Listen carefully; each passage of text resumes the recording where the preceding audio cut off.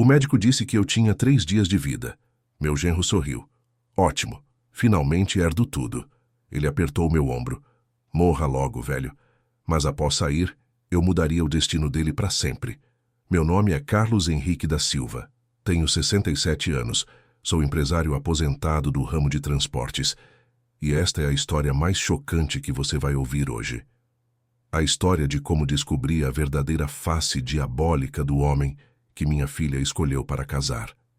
Uma narrativa que vai te deixar com raiva incontrolável e, ao mesmo tempo, vai te mostrar que nunca é tarde para um pai de família demonstrar quem realmente manda na casa.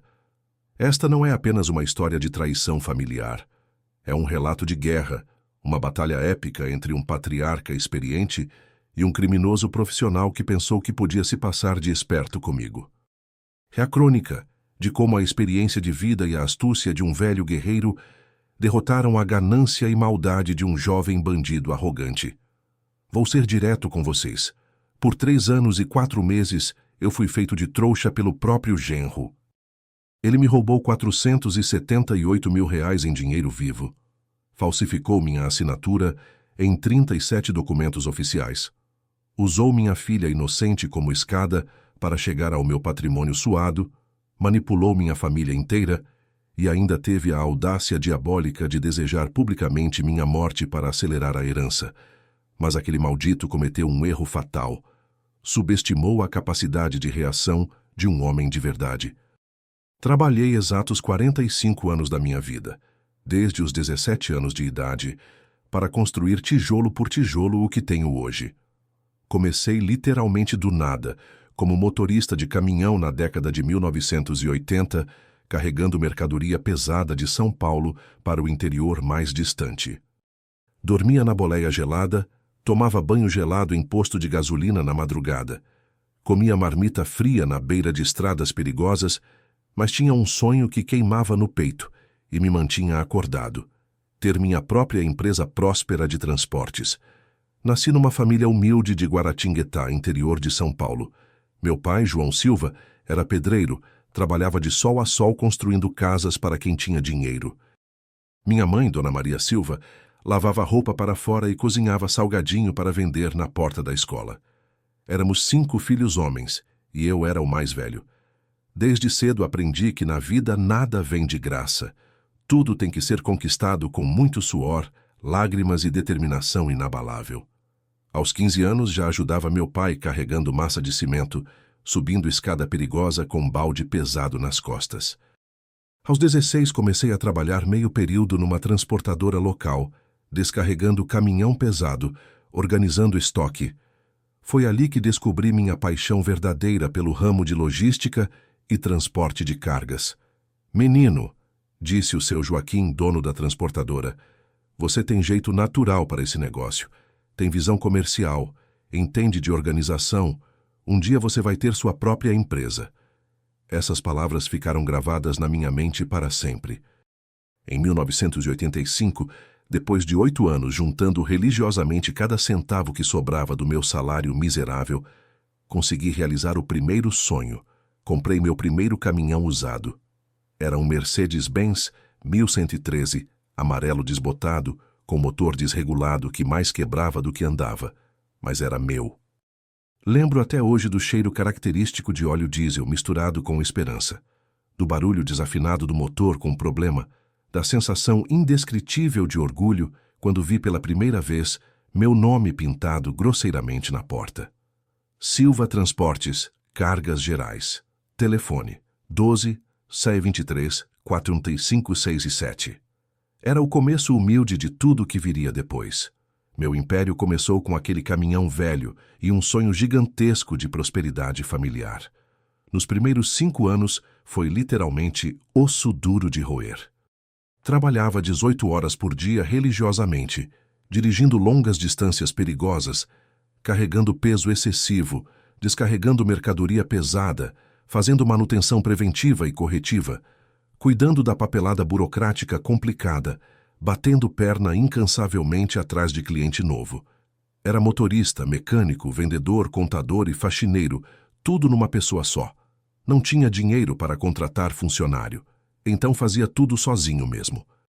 Minha esposa abençoada, a Marisa dos Santos Silva, ficava em casa cuidando com amor infinito da nossa filhinha pequena, a Letícia, mas sempre me deu apoio incondicional total.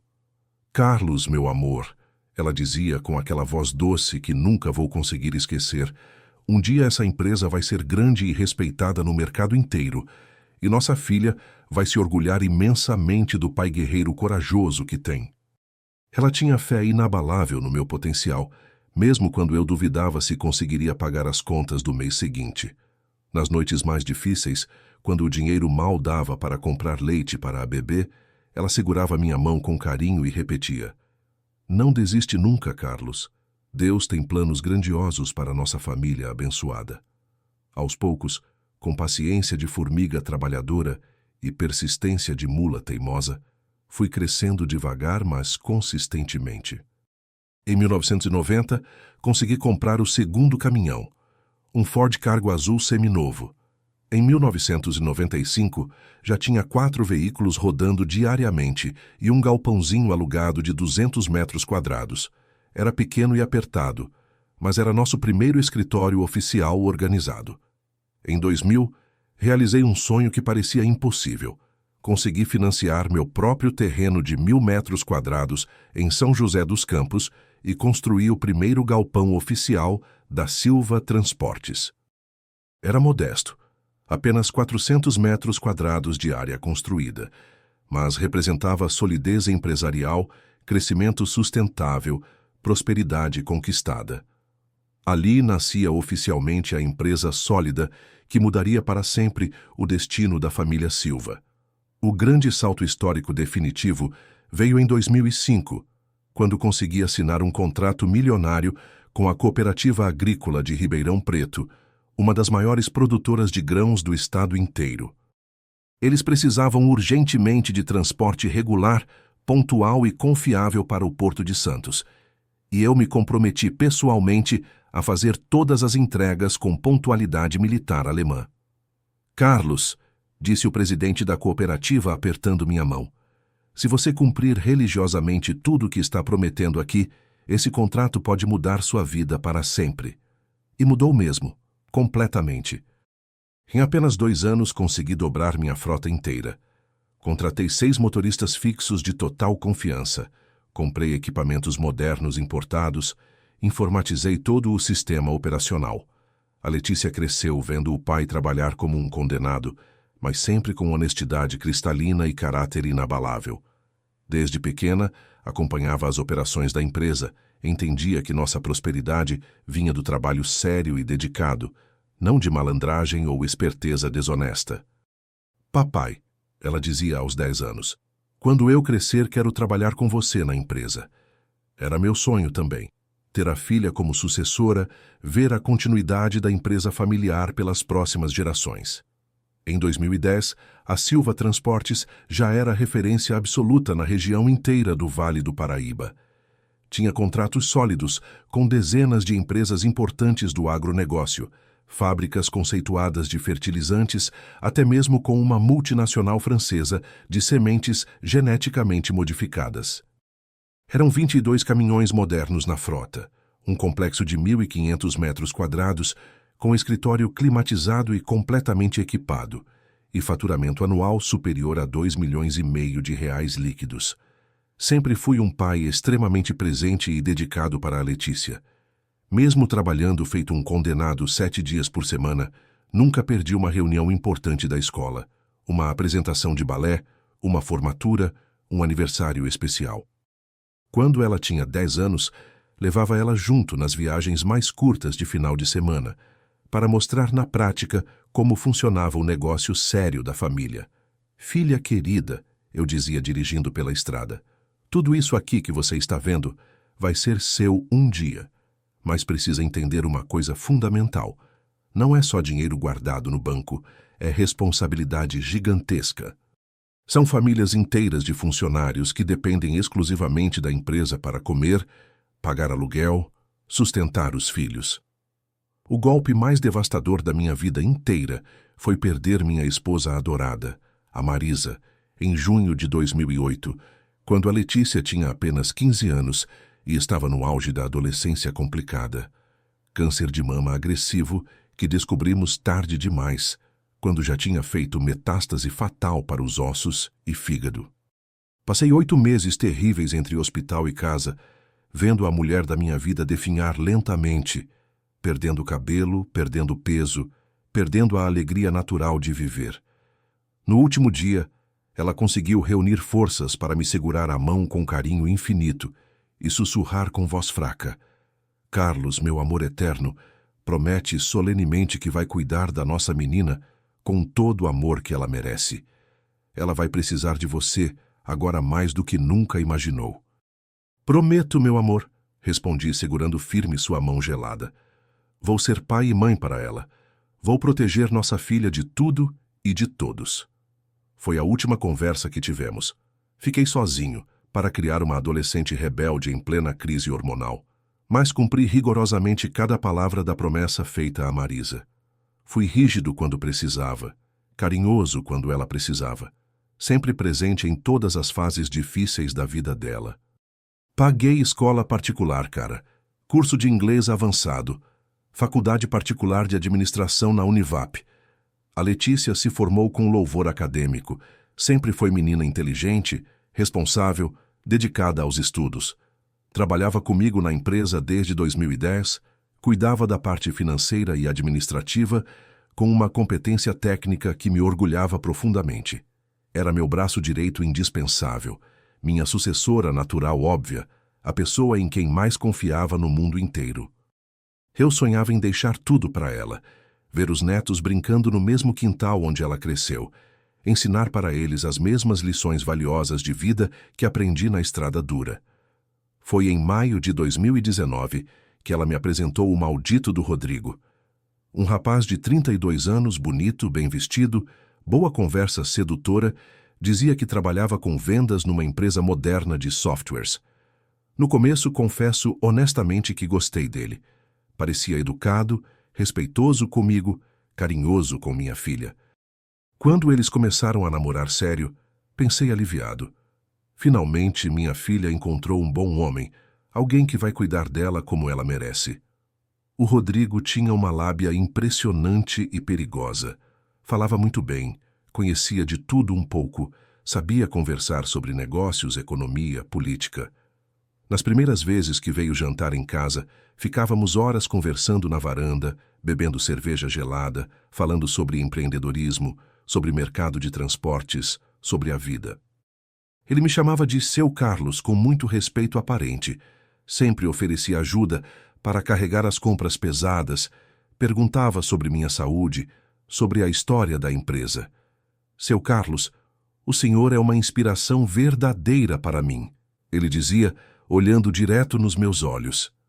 Um homem íntegro que construiu tudo do zero absoluto, com trabalho honesto, suor e lágrimas. É exatamente isso que eu quero ser na vida, um homem de caráter sólido como o senhor.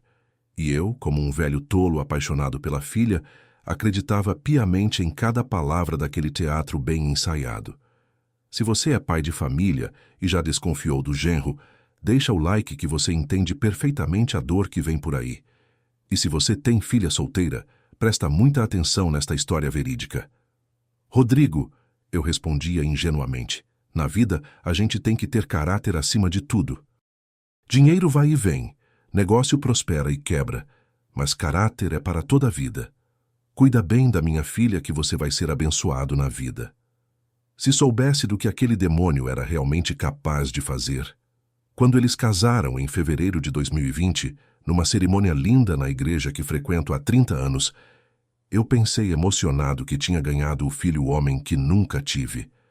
Quando ele me chamou para ser padrinho oficial de casamento, quase chorei de emoção verdadeira. Achei que minha família tinha crescido definitivamente, que agora eu tinha um homem para me ajudar a cuidar da Letícia, para talvez um dia assumir os negócios da família e levar adiante o legado Silva com honra. Gastei mais de R$90 mil naquele casamento dos sonhos.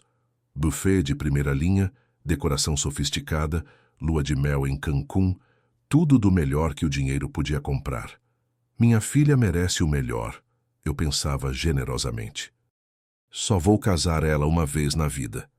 Comprei um apartamento de presente para eles na mesma rua da minha casa, um 3/4 de 150 metros quadrados, completamente mobiliado e decorado. O que eu fiz depois de descobrir a verdade, minha filha nunca imaginou que seu pai era capaz de fazer. Quando ele começou oficialmente a namorar minha filha, em julho de 2019, o Rodrigo realmente parecia um rapaz de família tradicional. Sempre chegava pontualmente nos horários marcados, bem vestido com roupas de marca, educado com todos, falava sobre planos ambiciosos para o futuro, sobre querer construir uma família sólida e próspera com a Letícia. Eu, como qualquer pai protetor que quer ver a filha feliz, recebi ele de braços completamente abertos. Comecei ajudando naturalmente com pequenas coisas corriqueiras, como qualquer sogro bondoso faz com genro. No início eram pedidos simples e aparentemente inocentes. Seu Carlos, meu carro está na oficina consertando. O senhor pode me dar uma carona até o trabalho? Ou então, sua filha comentou sobre um curso de gestão empresarial que eu queria muito fazer para crescer profissionalmente, mas está meio apertado no orçamento este mês. Eram valores pequenos e insignificantes, R$ 500 aqui, R$ 1.000 ali, 2.000 para uma emergência médica da mãe dele. Nada que fizesse diferença significativa no meu orçamento folgado. Para um homem que faturava mais de 200 mil por mês com a empresa, ajudar o namorado da filha com pequenos valores era praticamente caridade cristã. Ele sempre vinha pedir ajuda financeira de forma muito respeitosa e humilde, nunca exigindo ou forçando situação. Seu Carlos, eu realmente não gosto de pedir favor para ninguém, mas... E sempre prometia solenemente devolver no prazo. Na próxima comissão que receber eu pago certinho, pode deixar que é palavra de homem. Claro que eu nunca cobrei nem lembrava dos valores. Para mim, estar ajudando o futuro marido da minha filha era um prazer paternal, um investimento direto na felicidade dela. Não precisa se preocupar com isso, Rodrigo, eu dizia generosamente. Família é para isso mesmo, para ajudar nas dificuldades. Quando você estiver bem na vida, você ajuda outro que estiver precisando. Como eu estava enganado sobre o caráter daquele bandido. Os valores foram aumentando gradual e sistematicamente. Primeiro foram R$ 500 para combustível, depois R$ 1.000 para pagamento de cartão atrasado, 2.000 para consulta médica particular urgente. Em apenas 6 meses de namoro firme, ele já tinha pedido emprestado exatos R$ 15.300. Mas sempre tinha uma explicação plausível e convincente. Comissão de vendas que atrasou, cliente grande que não pagou no prazo, oportunidade única de investimento que apareceu de última hora. Seu Carlos, apareceu uma oportunidade única de sociedade numa empresa promissora de logística. Ele me disse com entusiasmo em julho de 2020, 2 meses depois do casamento. É um negócio sólido e lucrativo, com potencial de crescimento exponencial. O senhor, que entende profundamente do ramo, não acha que seria um excelente investimento estratégico? Emprestei R$ 25.000 para essa sociedade revolucionária que nunca vi funcionar um dia sequer. Sempre tinha uma emergência nova e urgente. A mãe dele que ficou doente e precisava de cirurgia cardíaca cara no particular. O carro dele que quebrou completamente e precisava de reparo urgente para trabalhar. O apartamento que estava com infiltração séria e precisava de reforma imediata. Cada história era muito bem contada, com detalhes técnicos convincentes, sempre envolvendo direta ou indiretamente a felicidade e segurança da minha filha querida.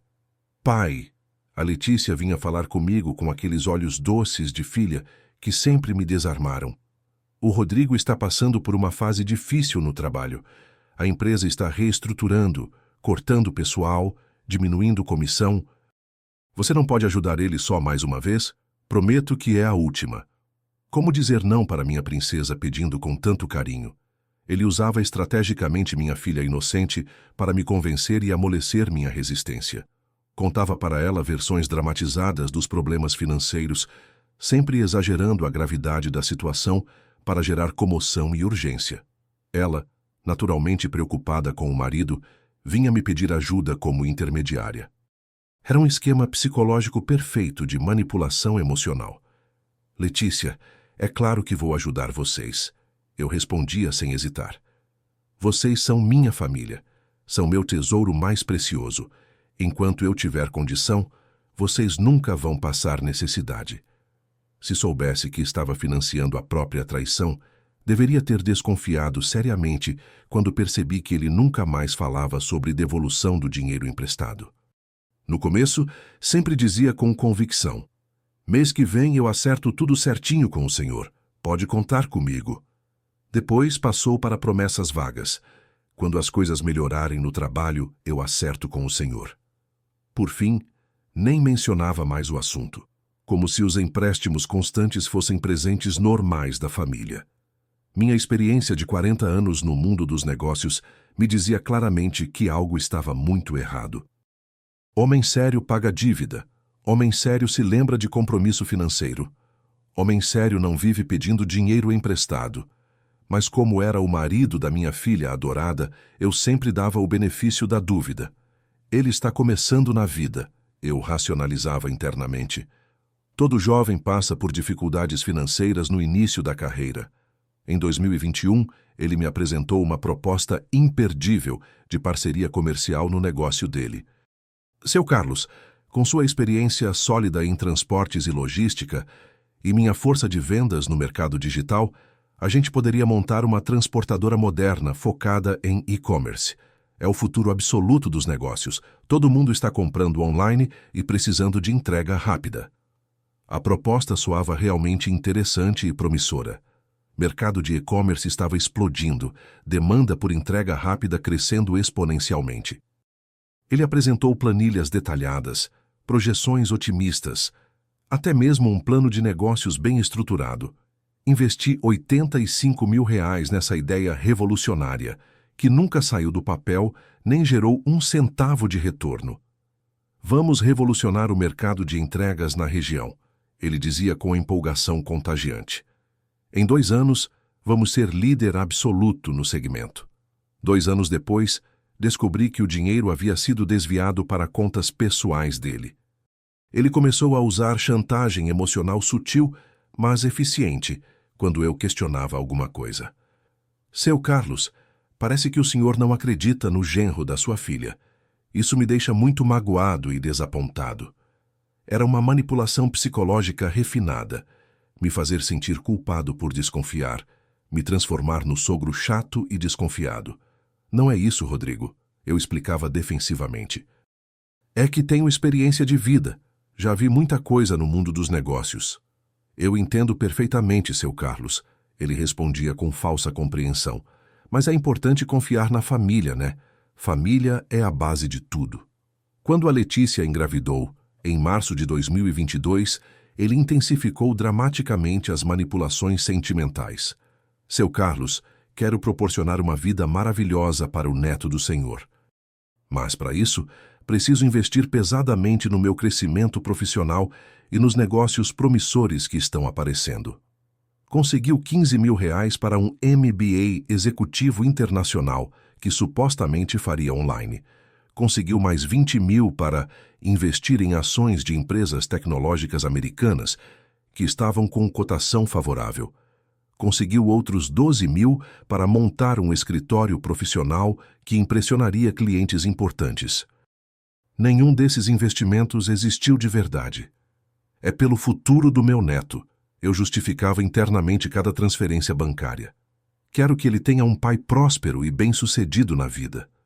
Como eu era ingênuo em acreditar nas mentiras elaboradas daquele criminoso profissional. Fui gradualmente ficando de lado nas decisões familiares importantes. Antes do casamento, a Letícia me consultava religiosamente sobre tudo. Que apartamento comprar, como investir o dinheiro dela, que carro escolher, que curso fazer. Depois do casamento, o Rodrigo passou sorrateiramente a ser o conselheiro principal e decisor final. Pai, o Rodrigo entende mais dessas coisas modernas, ela começou a dizer. Mercado financeiro mudou muito. Tecnologia evoluiu. Estratégias antigas não funcionam mais. Era ele doutrinando minha filha contra minha experiência e sabedoria de vida. Minha opinião experiente não valia mais nada nas discussões familiares. Quando eu sugeria alguma coisa baseada em décadas de experiência prática, ele sempre tinha uma objeção educada, mas firme. Seu Carlos, com todo o respeito que tenho pelo senhor, acho que essa estratégia funcionava perfeitamente na sua época gloriosa, mas hoje o mercado mudou completamente de paradigma. Era sempre assim, respeitoso na forma, mas descartando completamente minhas ideias e experiência. Ele estava sistematicamente minando minha autoridade patriarcal na família, me transformando no velho ultrapassado que não entendia o mundo moderno. Se você tem filha e genro, comenta aí suas experiências. Não deixe passar despercebido quando sua autoridade na família começar a ser minada sistematicamente. É um sinal vermelho gigante de que algo está errado. Foi quando comecei a perceber detalhes estranhos. O Rodrigo tinha acesso a informações confidenciais da empresa que só eu e a Letícia sabíamos. Detalhes sobre contratos sigilosos, valores exatos de faturamento mensal, estratégias comerciais que discutíamos apenas entre nós dois. Ele comentava essas informações de forma casual, como se fosse natural estar por dentro de absolutamente tudo. Seu Carlos, soube que aquele contrato milionário com a empresa de grãos está rendendo muito bem este mês, ele disse uma vez durante almoço de domingo. Mas aquela informação específica só estava disponível no sistema interno da empresa, que apenas eu e minha filha tínhamos senha de acesso. Comecei a notar que ele conhecia detalhes íntimos sobre minha vida financeira pessoal que nunca compartilhei diretamente com ele. Sabia sobre investimentos que eu tinha em bancos diferentes, sobre o valor exato dos meus bens imobiliários, sobre contas bancárias que eram exclusivamente minhas e secretas. Era como se alguém de confiança estivesse sistematicamente lhe passando informações privilegiadas e confidenciais. Uma tarde de quinta-feira, flagrei ele no meu escritório particular, mexendo cuidadosamente nos meus documentos pessoais. Quando me viu chegando, disse rapidamente: "Seu Carlos, a Letícia pediu para eu pegar uns papéis importantes para levar no contador hoje à tarde, mas minha filha estava viajando a trabalho naquele exato dia, então não podia ter pedido absolutamente nada." "Que papéis específicos?" perguntei desconfiado. Eram uns documentos da empresa, mas agora não lembro exatamente quais", ele respondeu nervosamente. Foi a primeira vez que percebi ele mentindo descaradamente para mim. O comportamento dele mudou drasticamente depois que recebi o diagnóstico terrível do câncer de pâncreas. Se antes ele era respeitoso e educado, depois da notícia da doença ficou quase íntimo demais, como se já fosse o novo dono da casa e dos bens da família. Começou a dar opiniões não solicitadas sobre reforma, sobre mudanças na decoração, sobre o que fazer com meus pertences pessoais. "Seu Carlos, o senhor não acha que está na hora de simplificar drasticamente as coisas?" ele sugeriu com falsa preocupação. "Essa casa é muito grande e trabalhosa para uma pessoa só doente. Talvez fosse melhor vender e mudar para algo menor e mais prático." Ele estava me sugerindo abrir mão da minha casa enquanto eu ainda estava vivo e lúcido para tomar decisões. A audácia e o descaramento daquele homem eram realmente impressionantes e revoltantes. Mas o que descobri posteriormente no meu próprio escritório me deixou literalmente sem chão. Quando entrei silenciosamente no meu escritório sem avisar ninguém, numa terça-feira chuvosa de setembro de 2023, por volta das 2:30 da tarde, flagrei o Rodrigo de costas para mim, mexendo deliberadamente no meu cofre pessoal. Ele estava com vários documentos importantes espalhados estrategicamente na mesa, fazendo fotografias com o celular, e não me ouviu chegando porque estava concentrado numa conversa telefônica suspeita. "Pode ficar completamente tranquilo", ouvi ele dizer com voz baixa e conspiratória. "O velho Gagá não vai durar muito tempo mesmo. Até dezembro isso aqui está completamente resolvido, e aí podemos tocar nosso plano para frente sem nenhuma interferência." Fiquei literalmente gelado ouvindo aquilo. Ele estava falando sobre minha morte iminente como se fosse apenas um empecilho temporário nos negócios escusos dele. Saí de fininho sem fazer barulho, com o coração disparado e a mente fervendo de raiva. Naquele momento exato, entendi que estava lidando com um criminoso profissional, não com um genro com dificuldades financeiras. Era um plano elaborado, uma armadilha cuidadosamente planejada para roubar tudo que construí em 45 anos de trabalho honesto. Abri meu cofre pessoal na semana seguinte, quando tive absoluta certeza de que ele não estava em casa. Vi imediatamente que documentos importantes estavam faltando, procurações que não lembrava de ter assinado, transferências bancárias autorizadas para contas que não conhecia nem sabia que existiam. Eram valores aparentemente pequenos, isoladamente. 3.000 aqui, 5.000 ali, mas que ao longo de 2 anos somavam uma verdadeira fortuna roubada. Encontrei contratos de venda que jamais assinei em minha vida, mas que tinham minha assinatura perfeitamente falsificada com técnica profissional. Um deles era particularmente revoltante. Uma venda fraudulenta de 2 caminhões da minha frota, no valor total de R$215 mil, para uma empresa fantasma que descobri posteriormente ser propriedade dele próprio através de laranjas. A falsificação era tão perfeita que até eu mesmo tive dúvida por um momento, mas conhecia minha própria assinatura há 50 anos, sabia exatamente como formar cada letra, cada curva característica. Aquelas eram imitações extremamente bem feitas, obra de especialista em falsificação documental. Comecei imediatamente a vasculhar meticulosamente todas as minhas contas bancárias, com a ajuda indispensável do seu Antônio, meu contador de confiança há 15 anos. Seu Carlos, ele disse com a voz trêmula de indignação, tem movimentações suspeitas aqui que não fazem o menor sentido lógico. São transferências para contas que nunca vimos antes, com justificativas vagas e assinaturas que parecem falsas. Liguei urgentemente para meu advogado de confiança, o Dr. Marcos, e pedi para ele fazer uma auditoria forense completa de todos os meus bens e movimentações financeiras. Carlos, você está desconfiando de alguém específico? Ele perguntou preocupado. Sim, Dr. Marcos, respondi com voz firme. Do meu próprio genro maldito. Isso é muito sério, Carlos. Se suas suspeitas se confirmarem, estamos falando de estelionato qualificado, falsificação de documento público, apropriação indébita. Pode dar prisão pesada, ele me alertou gravemente. Então vamos investigar tudo nos mínimos detalhes, respondi determinado. Descobri estarrecido que foram desviados e roubados mais de R$470 mil ao longo de exatos 3 anos e 4 meses. Ele tinha acesso privilegiado às minhas senhas bancárias através da Letícia Inocente, que tinha procuração legal para me ajudar durante os períodos de internação e tratamento médico. O maldito criminoso usou a doença terminal da minha filha para ter acesso total ao meu patrimônio. Pai, deixa o Rodrigo cuidar dessas coisas chatas para você. Ela sempre dizia com boa intenção. Você precisa focar na recuperação, no tratamento. Ele entende de banco, de investimento. Pode resolver tudo isso. Como ela era inocente e bem-intencionada. Não fazia ideia de que estava entregando nossa fortuna familiar para um bandido profissional. Ele tinha acesso completo a tudo, porque a Letícia confiava nele cegamente como esposa apaixonada. Cada procuração que ela assinava pensando em me ajudar, cada senha que compartilhava por amor e cuidado, era uma porta que ele abria para me roubar sistematicamente.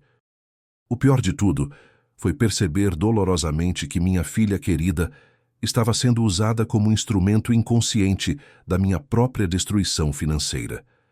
Ela não sabia absolutamente nada do esquema criminoso.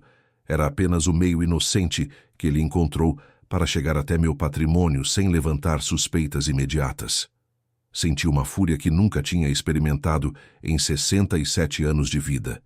Uma raiva profunda, visceral, que começava no estômago e subia até a garganta como fogo líquido. Pensei nos 40 anos que trabalhei feito um condenado para construir aquele patrimônio familiar. Nas madrugadas geladas, dirigindo caminhão por estradas perigosas, nos finais de semana sacrificados no escritório fazendo planilha e orçamento, nos sacrifícios enormes que fiz para deixar algo digno para minha filha e meus futuros netos. Ele havia falsificado criminosamente minha assinatura em documentos oficiais da Receita Federal, mudando maliciosamente beneficiários de seguros de vida, alterando o testamento que eu havia feito em cartório. Descobri horrorizado que, se eu morresse naquele momento específico, ele herdaria automaticamente 62% de todos os meus bens, enquanto minha filha inocente ficaria com apenas 38% do que era legitimamente dela.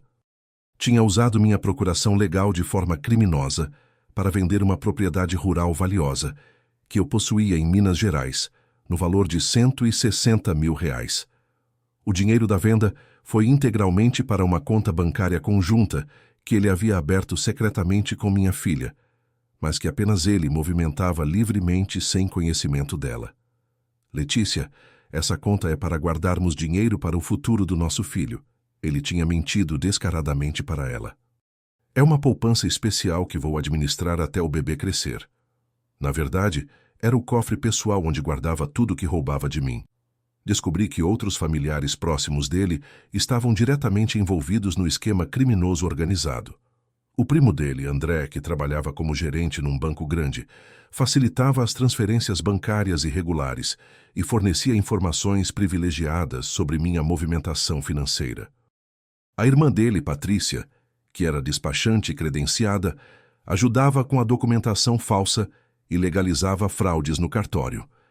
Era uma verdadeira quadrilha familiar, especializada roubando um homem doente e confiante. Tinham transformado minha generosidade paternal numa fonte de renda criminosa, minha confiança numa oportunidade de enriquecimento ilícito. Até amigos próximos dele estavam envolvidos profundamente no esquema. Encontrei contratos fraudulentos de venda de equipamentos caros da empresa para pessoas que descobri depois serem laranjas dele, amigos que compravam no papel, mas na verdade entregavam tudo de volta para ele revender no mercado negro. Máquinas industriais, ferramentas especializadas, até mesmo 2 caminhões seminovos da frota foram vendidos por valores muito abaixo do preço de mercado para essa rede de cumplicidade. O prejuízo total só com esses equipamentos chegava perto de R$120 mil. São negócios da empresa que preciso resolver rapidamente. Ele mentia para a Letícia quando ela perguntava sobre movimentações estranhas. Seu pai pediu para eu cuidar disso enquanto ele está se tratando. E ela, confiante no marido e preocupada comigo, não questionava nem investigava nada. Deixa o like se você ficou revoltado igual eu fiquei. Um homem trabalhando honestamente a vida inteira para ser sistematicamente roubado pelo próprio genro na hora da doença e vulnerabilidade. Contratei imediatamente um investigador particular de confiança, o Francisco, ex-policial federal aposentado com especialização em crimes financeiros. Em apenas uma semana de investigação intensa, ele trouxe um dossiê completo e assustador das atividades criminosas do Rodrigo. Seu Carlos, o Francisco me disse com seriedade profissional. Esse rapaz já aplicou esse mesmo golpe elaborado em pelo menos 3 outras famílias que consegui identificar.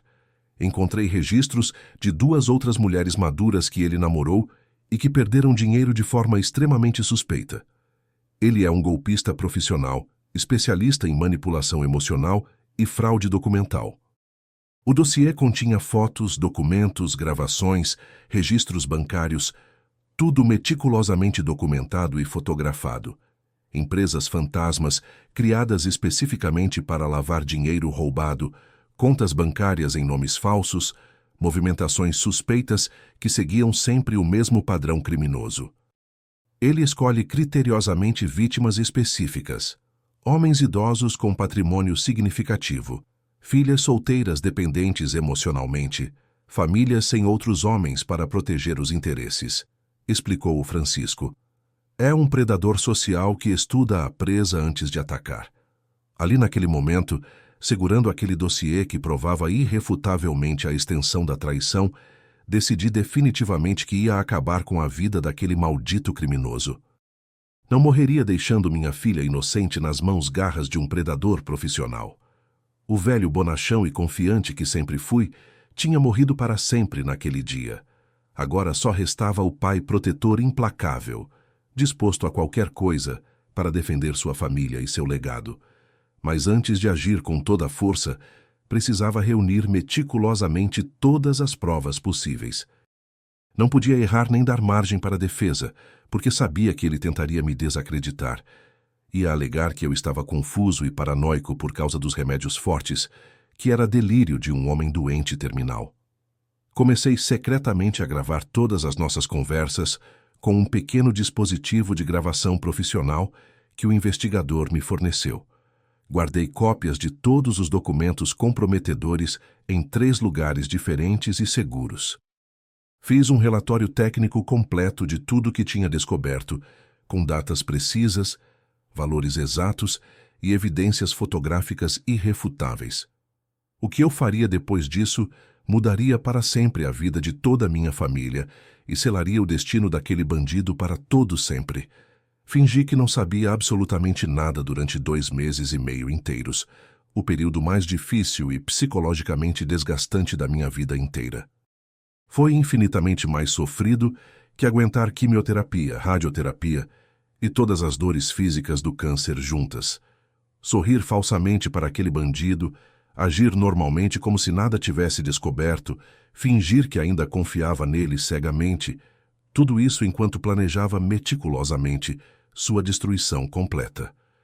Comecei a montar minha estratégia de guerra como um general experiente, preparando a batalha mais importante da vida. Cada movimento tinha que ser milimetricamente calculado, cada evidência preservada de forma irrefutável, cada testemunha conquistada estrategicamente. Eu só teria uma única chance de expor tudo publicamente, e não podia errar nem deixar brechas para ele escapar. Instalei discretamente 3 microcâmeras escondidas de alta resolução no meu escritório particular, na sala principal onde guardava documentos importantes e até no quarto que uso especificamente para armazenar papéis confidenciais da empresa. Foram equipamentos profissionais de espionagem que o investigador Francisco me forneceu. Seu Carlos, ele explicou tecnicamente, se esse bandido mexer nos seus papéis novamente, vamos capturar tudo em vídeo de alta qualidade, com áudio cristalino. Ele não vai ter como negar depois. As câmeras eram invisíveis, do tamanho de um botão de camisa, com autonomia de bateria para gravar continuamente por 15 dias. Comecei a gravar sistematicamente todas as conversas telefônicas que ele fazia para mim ou quando vinha visitar em casa. Usei um aplicativo especializado no celular que o Francisco instalou pessoalmente. Era impressionante como o comportamento dele mudava completamente quando percebia que eu estava prestando atenção demais aos detalhes das conversas.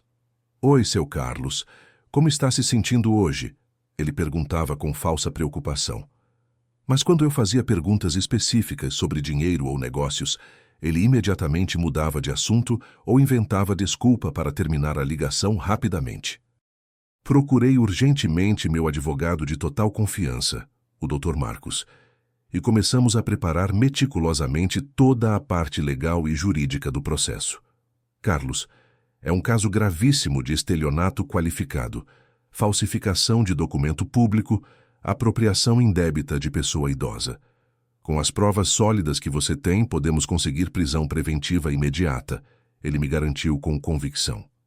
Preparamos secretamente todos os documentos necessários para representação criminal formal, pedido de prisão preventiva, sequestro de bens, bloqueio de contas bancárias, tudo dentro da mais rigorosa legalidade processual. Contratei também um contador forense especializado, indicação direta do meu advogado, para fazer uma auditoria técnica completa de absolutamente tudo que foi roubado e desviado. Cada centavo desviado foi meticulosamente documentado. Cada assinatura falsa foi tecnicamente periciada por especialista em grafologia. Cada movimentação bancária suspeita foi rastreada até a origem. "Senhor Carlos", disse o perito contador, "é um dos casos mais elaborados de fraude familiar que já analisei em 20 anos de carreira. O nível de sofisticação é impressionante, mas deixaram rastros suficientes para comprovar tudo judicialmente. Queria um relatório técnico irrefutável que não deixasse nem a menor margem de dúvida. Deixei propositalmente ele se sentir cada vez mais seguro e confiante no sucesso do plano criminoso. Quando me visitava no hospital durante as internações, eu fingia deliberadamente estar mais confuso, mais fraco mentalmente, mais dependente de ajuda externa. Rodrigo, que bom que você está cuidando de todas essas coisas complicadas para mim, eu dizia teatralmente. Ele sorria com aquela cara de falso santo, achando que estava me enganando perfeitamente. Não se preocupe com nada, seu Carlos. Deixa tudo comigo que eu resolvo, ele respondia com falsa solicitude. Internamente devia estar contando os dias para minha morte e calculando como gastar a herança roubada.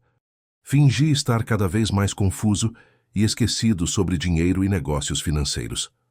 Onde foi parar aquele dinheiro da conta poupança que eu tinha?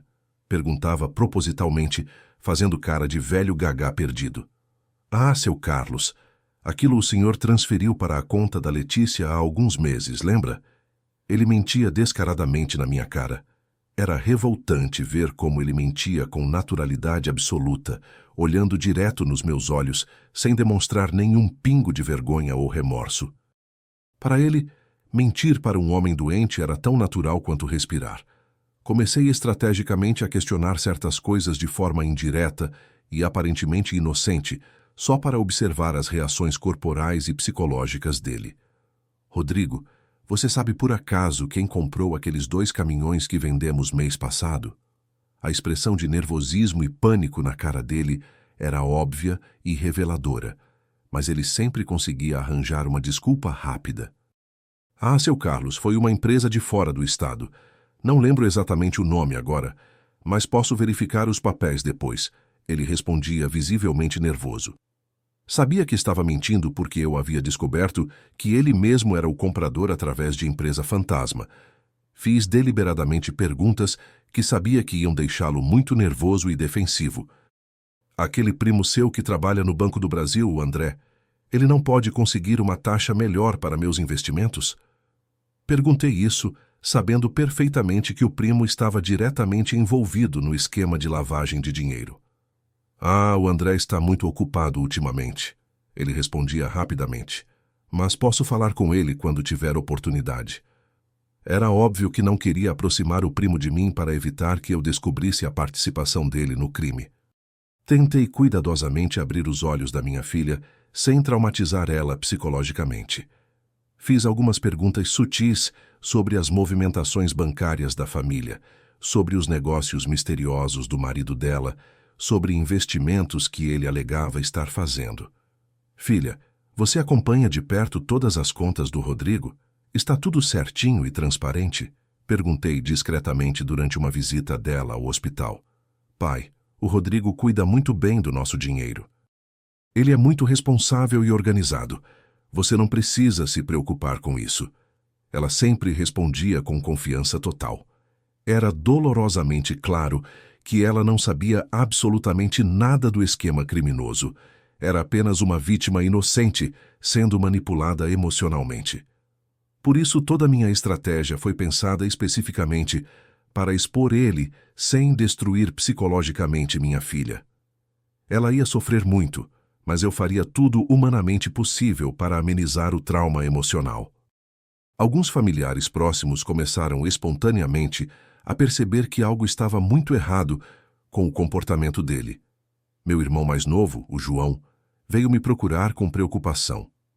Carlos, estou achando o Rodrigo muito interessado demais nos seus bens. Ontem ele me perguntou sobre o valor exato da sua casa e quantos carros você tem. É mesmo, João? Respondi fingindo surpresa. Ele te perguntou isso diretamente? Perguntou sim, e de uma forma meio estranha, como se estivesse fazendo inventário, respondeu meu irmão desconfiado. Vizinhos de confiança me contaram coisas que me deixaram em estado de alerta máximo. A dona Maria, que mora na casa ao lado há 20 anos, disse preocupada.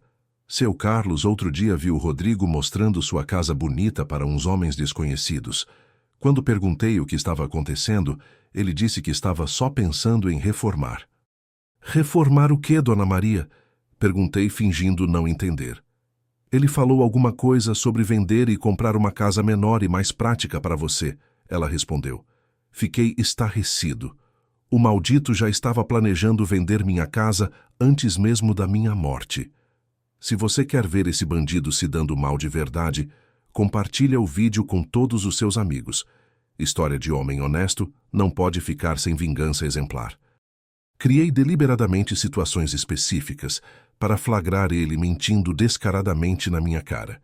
Inventei que tinha encontrado um erro suspeito na conta do banco só para ver qual desculpa esfarrapada ele daria. Deve ter sido erro do sistema bancário, seu Carlos. Essas coisas acontecem direto, ele disse sem nem se dar ao trabalho de verificar qual era o suposto erro. Deixei propositalmente dinheiro marcado no cofre para testar se ele ia roubar. Foram R$ 3.000 em notas numeradas sequencialmente, que fotografei antes e depois.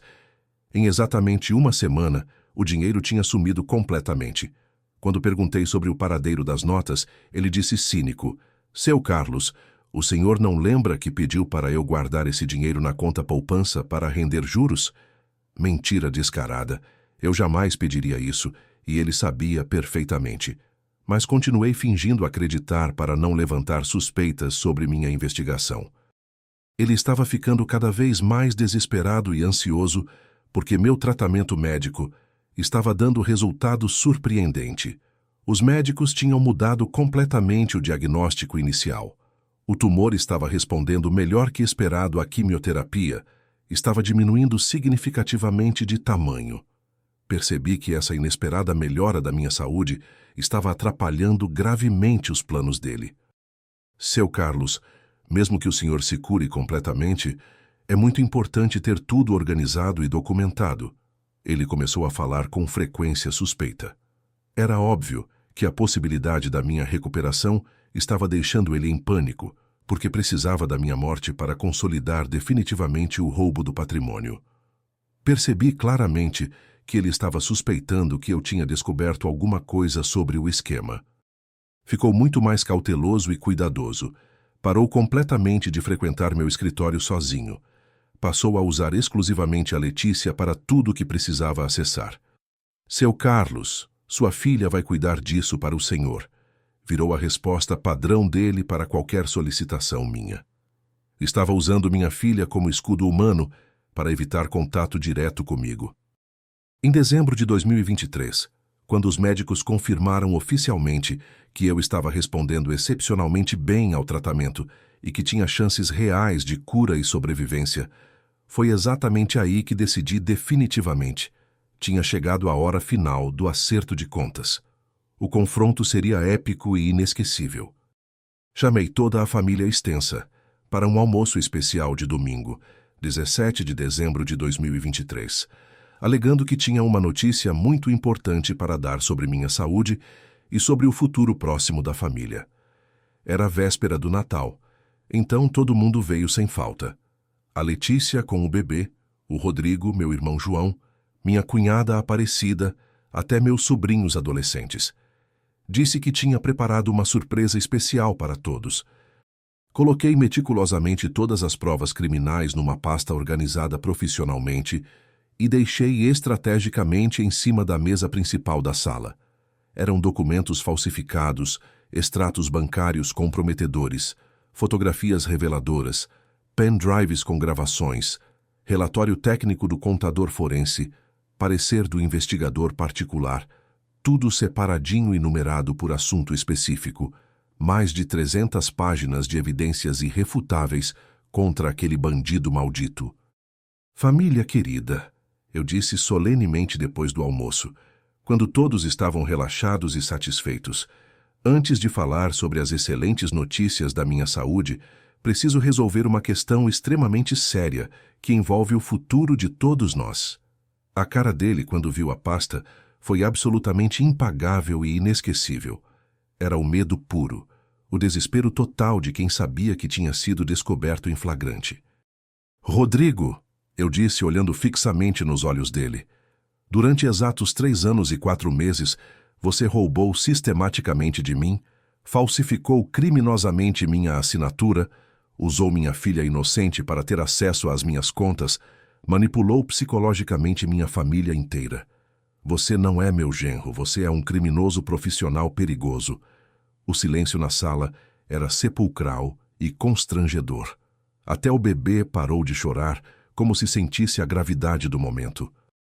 Todos me olhavam com cara de espanto total, sem conseguir processar o que estava ouvindo. A expressão facial dele, quando viu as primeiras páginas do dossiê, foi de pânico absoluto e desespero terminal.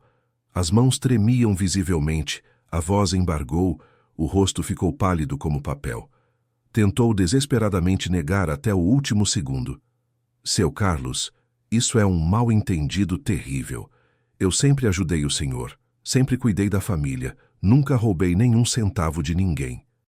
Tentou pateticamente me desacreditar, alegando que eu estava confuso pelos medicamentos fortes. Gente, vocês sabem muito bem que o tratamento afeta a lucidez mental. O seu Carlos está imaginando coisas, está paranoico por causa dos remédios. Mas eu estava absolutamente lúcido, com raciocínio perfeito, com todos os documentos irrefutavelmente organizados, todas as provas tecnicamente verificadas. Família, eu disse com voz firme e autoridade. Eu não estou confuso nem imaginando absolutamente nada. Durante 2 meses contratei investigador particular, contador forense, perito em grafologia e descobri cada detalhe do esquema criminoso desse bandido. Mostrei metodicamente cada documento falsificado para toda a família atônita. Esta assinatura aqui, vejam cuidadosamente. Não é minha letra, não é minha forma de assinar. Minha assinatura verdadeira tem esta característica específica no C do Carlos e esta outra no H do Henrique. Esta aqui do documento é uma falsificação grosseira, mas muito bem feita por especialista. Peguei uma caneta e assinei meu nome várias vezes numa folha em branco para todos compararem diretamente com as assinaturas falsificadas dos contratos. A diferença era óbvia e incontestável para qualquer pessoa com olhos funcionando. Toquei as gravações de áudio para todos ouvirem com clareza. A voz dele dizendo friamente: "O velho Gagá não vai durar muito tempo mesmo. Até dezembro isso aqui está completamente resolvido e aí podemos tocar nosso plano para frente." O silêncio na sala era absolutamente ensurdecedor. Minha filha estava ficando progressivamente mais pálida, sem conseguir acreditar no que estava ouvindo do marido. "E tem muito mais", eu continuei, implacavelmente. "Aqui estão as fotografias das câmeras escondidas do meu escritório. Rodrigo mexendo deliberadamente no meu cofre, fotografando documentos confidenciais com o celular, procurando dinheiro para roubar. As imagens eram cristalinas e em alta resolução, absolutamente impossível de negar ou contestar. Mostrei os extratos bancários com as transferências criminosas. Aqui está a prova de R$478 mil roubados ao longo de 3 anos.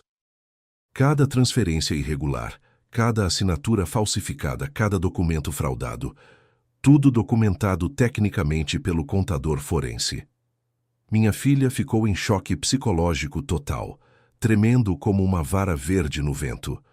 Ver ela descobrindo brutalmente que estava casada com um criminoso profissional foi a parte mais dolorosa e angustiante de todo o processo. "Rodrigo", ela sussurrou com voz embargada, "me diz que isso não é verdade. Me diz que meu pai está enganado."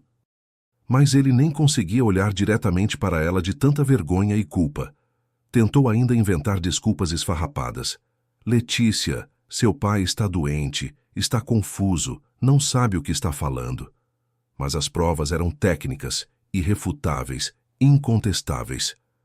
"Letícia, minha filha querida", eu disse, segurando carinhosamente na mão dela, "você não sabia de absolutamente nada. Ele usou você metodicamente para chegar até mim. Você é vítima tanto quanto eu sou." Era fundamental deixar cristalino que ela não tinha culpa alguma, que havia sido apenas manipulada emocionalmente por um especialista em golpes. Chamei a polícia imediatamente, na frente de toda a família. "Delegado, preciso registrar uma ocorrência urgente de estelionato qualificado, falsificação de documento público e apropriação indébita contra meu genro." Tinha todos os documentos completamente prontos, toda a papelada legal minuciosamente preparada pelo meu advogado. Senhor, o senhor tem provas concretas dessas acusações? Perguntou o delegado. Tenho 300 páginas de provas técnicas, delegado. Perícia grafológica, auditoria contábil, gravações, fotografias, tudo conforme exige a lei. Ele foi preso em flagrante por estar com documentos falsificados no bolso da camisa. Meu advogado já tinha preparado estrategicamente tudo. Representação criminal formal, pedido fundamentado de prisão preventiva, solicitação de bloqueio de todos os bens, tudo rigorosamente conforme determina a legislação vigente. O senhor está preso por estelionato qualificado, falsificação de documento e apropriação indébita, disse o policial. Ele ainda tentou resistir. Isso é perseguição. Sou vítima de um velho doido. Mas não adiantou nada. As provas eram incontestáveis e irrefutáveis. Consegui reaver imediatamente R$296 mil que estavam depositados nas contas bancárias dele.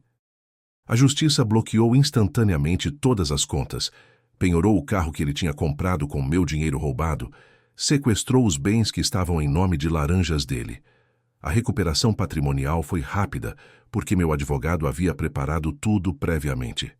Carlos, com as provas que você tem, a justiça vai agir rapidamente, ele havia me garantido. E agiu mesmo, em menos de 48 horas. Consegui cancelar legalmente todas as procurações falsificadas que ele tinha feito criminosamente. Meu advogado entrou com medida judicial liminar para anular todos os contratos assinados sem minha autorização consciente. A justiça foi extremamente ágil, porque a documentação estava perfeita e incontestável. Minha filha pediu separação judicial na semana seguinte. Pai, eu não sabia de nada. Eu juro pela memória da minha mãe. Ele me enganou completamente também. Claro que perdoei minha filha imediatamente e sem reservas. Ela era vítima inocente, não criminosa cúmplice. Filha, você não tem culpa alguma, eu disse abraçando ela com carinho. Você foi manipulada por um especialista em enganação. O importante é que agora descobrimos a verdade e podemos nos proteger. Ela finalmente entendeu dolorosamente que havia sido usada como ponte para ele chegar ao meu patrimônio. Ele nunca me amou de verdade, pai.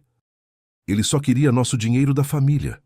Foi uma descoberta traumática, mas necessária para ela se libertar daquele parasita.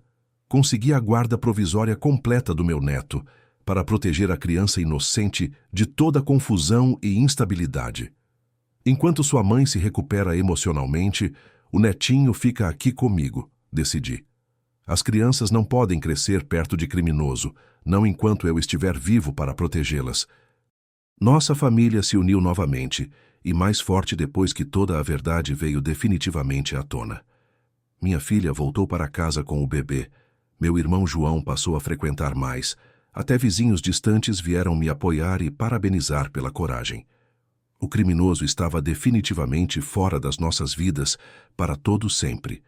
A nova dinâmica familiar se estabeleceu com confiança verdadeira e transparência total.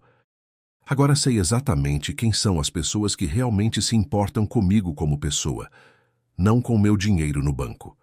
A Letícia voltou entusiasmada a trabalhar na empresa. Os negócios estão prosperando novamente, tudo funcionando como relógio suíço. Pai, ela me disse emocionada, obrigada por ter me protegido desse bandido. Se não fosse o Senhor, eu ia viver a vida inteira sendo enganada. Filha, respondi, pai de verdade protege a família a qualquer custo.